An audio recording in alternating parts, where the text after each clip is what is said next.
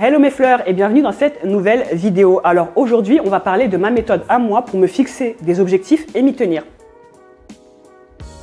Déjà, avant de se dire j'ai un objectif d'entreprendre, parce que là il s'agit bien d'entrepreneuriat, on commence à rentrer tout doucement dans le sujet. La semaine prochaine, on va avoir les sujets un peu plus dans le dur. Mais avant de se dire ok, j'ai ce projet entrepreneurial là, pose-toi la question, est-ce que c'est juste un fantasme ou est-ce que c'est juste une idée? Pourquoi je dis ça?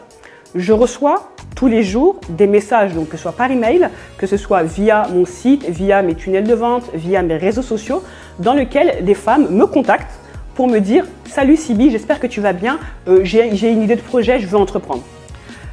Au fil du temps, je discute avec ces femmes, donc on prend un rendez-vous, on discute, je leur pose des questions sur leur projet, et au moment où il faut se lancer, pouf, elles me disent « Ouais, non, finalement, je pense que si j'ai eu cette idée, c'est parce que j'ai vu un tel et un tel ». Aujourd'hui, les réseaux sociaux nous influencent sur nous-mêmes, qui on est déjà, l'estime qu'on a de nous, la réputation qu'on a de nous-mêmes, donc un peu l'estime qu'on a de nous, et également nos objectifs.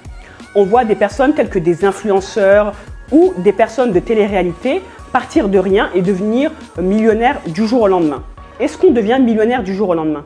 J'aime d'ailleurs la phrase de Hassan B qui dit « J'ai mis 10 ans pour devenir millionnaire du jour au lendemain ». Ça n'existe pas. Il y a pas je ne crois pas à l'argent facile, je ne crois pas à l'argent rapide et je ne crois pas aux choses simples. Pour moi, quand on a un objectif surtout entrepreneurial, ça demande du temps, de l'énergie, de l'investissement en ressources, que ce soit temps, énergie, argent, pensée et même ressources humaines. Donc pose-toi la question, est-ce que cette idée je l'ai juste parce que j'ai vu une influenceuse sur Instagram lancer sa marque de make-up ou ma copine a lancé sa boutique e-commerce et ça fonctionne pour elle, donc je vais le faire pour moi-même?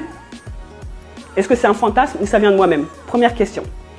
La deuxième question à se poser, c'est quelles sont mes valeurs? Est-ce que une de mes principales valeurs, c'est la liberté, c'est la famille, c'est la santé, c'est l'empathie, la transparence? Quelles sont tes valeurs? Parce qu'il se peut qu'aujourd'hui, l'idée que tu t'es faite de ton objectif n'est pas alignée avec tes valeurs. Une fois de plus, j'en reviens au fameux coup de fil, email, message que je reçois tous les jours. Les femmes me disent « Siby, j'ai ce projet, je me suis formée chez moi ou ailleurs, mais je procrastine ». La procrastination, on en reviendra plus tard, mais quoi qu'il en soit, si ton projet n'est pas aligné avec tes valeurs, il se peut qu'une de tes valeurs essentielles, c'est la liberté, mais tu t'es enfermé dans un projet justement qui te bride dans ta liberté. Peut-être qu'une de tes valeurs essentielles, c'est la famille, mais tu t'es encore une fois de plus enfermé dans un projet qui te tient loin de ta famille.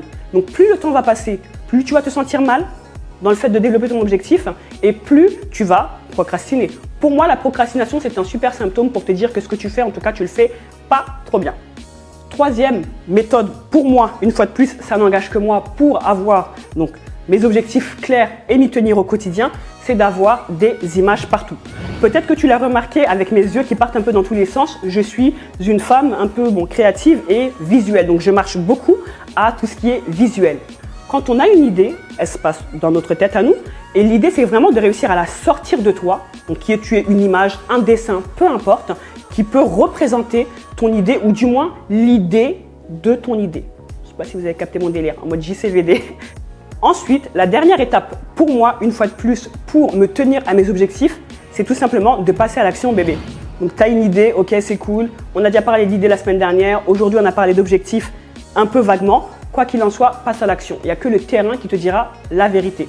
Tu vas toujours trouver des gens qui vont critiquer ta manière de faire, à tort ou à raison, là n'est pas la question, ou toi-même trouver maintes et maintes raisons de ne pas passer à l'action. Sache qu'une idée dans ta tête, c'est qu'une idée dans ta tête et elle ne vaut rien sur le papier. Et ce que tu risques, donc le pire de ce que tu risques, c'est de voir dans les mois qui suivent sur les réseaux sociaux une personne lancer exactement la même idée que toi. Donc, comme je l'ai cité précédemment, tu te poses des questions si c'est un fantasme ou juste un objectif, c'est aligné avec tes valeurs ou pas, tu arrives à le visualiser, quelle que soit la manière. La mienne, c'est d'avoir mon vision board, peut-être que toi, c'est autrement. L'action seule te donnera des réponses. Et en passant à l'action, bien évidemment, tu ne vas pas pouvoir éviter de tomber. Tu vas tomber, tu apprendras à te relever, tu vas tomber, tu apprendras à te relever comme un enfant qui tombe maintes et maintes fois, mais ne s'arrête pas de marcher. Donc là, c'est la fin de la série, de la mini-série des 3 petites vidéos d'introduction de la chaîne YouTube. À partir de la semaine prochaine, on va rentrer dans les sujets business pur et dur et marketing, surtout marketing digital. Donc reste connecté. Bye!